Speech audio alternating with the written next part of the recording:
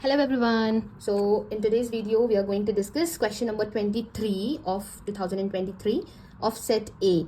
In this question you can see it is given that we have to find the third central moment of binomial distribution whose parameter is given n, the value n taking value 10 and p is taking value 1 by 2. So I'm writing here x follows binomial distribution with the parameter 10 comma half, right? And here we have to find the value of the third central moment. So basically third central moment is represented by your mu3. Like there are different ways of finding the value of mu3.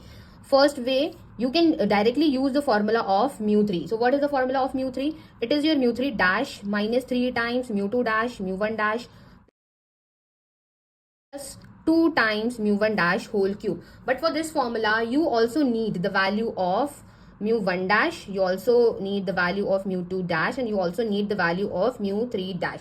So from where we can get these values? By using the MGF we can easily find these values. So how we can find?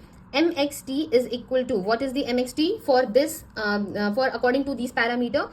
Q plus P e to the power t whole to the power n. So if you want the value of mu1 dash, you have to differentiate this MGF 1 times with respect to t, and then after differentiating it you have to put t is equal to 0. See, if I am, because mu1 dash also represent the value of expectation of x, that means expectation of binomial distribution, which is, whose formula is np. So np means, n into p means it will give you 5, right? But by using it I am going to show you that we will get the same answer. So this is your MGF. If I am going to differentiate it with respect to t, what I will get?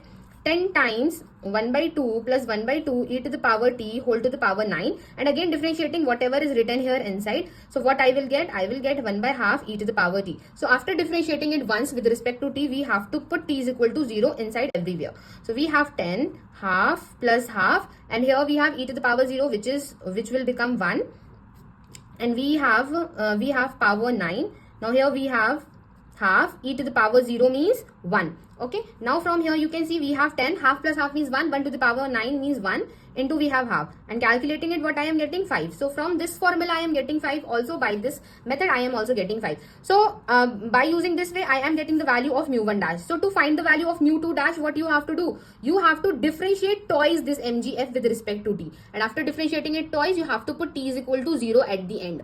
Then you will get the value of mu2 dash, right? Similarly, to find the value of mu3 dash, you have to differentiate this MGF thrice with respect to t, and putting t is equal to 0 at the end, you will get the value of mu3 dash. But you can see this procedure is very lengthy, and for the in the exam, for a single question you have only 1 minute and 30 seconds, right? So it is my advice to learn the direct formula of mu3. Like this is one of the formula.